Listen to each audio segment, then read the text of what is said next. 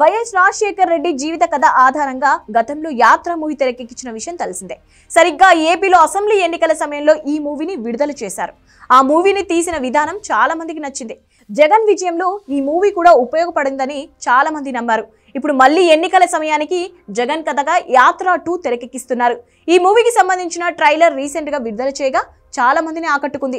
ఇప్పుడు మూవీ విడుదలకు కూడా రెడీ అవుతోంది. మహివి రాఘవ్ యాత్ర 2 కి దర్శకత్వం వహించారు. కాగా ఈ సినిమా ఫిబ్రవరి 8న విడుదల కానుంది.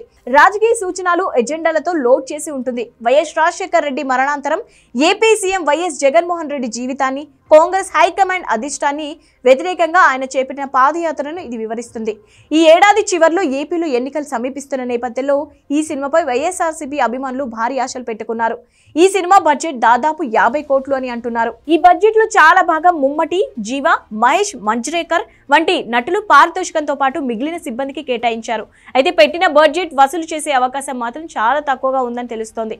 కానీ దీనివల్ల నష్టం సంగతి పక్కన పెడితే వైఎస్ఆర్సీపీకి ప్రయోజనం చేకూర్చే అవకాశం ఉంది.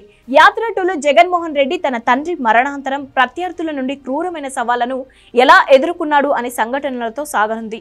ఆయన సీఎం అయ్యే వరకు ఈ కథ సాగే అవకాశం ఉంది. వాస్తవ సంఘటనల ఆధారంగా సాగే ఈ సెంటిమెంట్ స్లో బర్న్ తెలుగు డ్రామాలో పోలీసుల క్రూరత్వానికి సంబంధించిన సంక్లిప్త సన్నివేశాలు ఉన్నాయి. ఈ సినిమా రన్ టైం 2 గంటల 10 నిమిషాల 8 సెకండ్లు.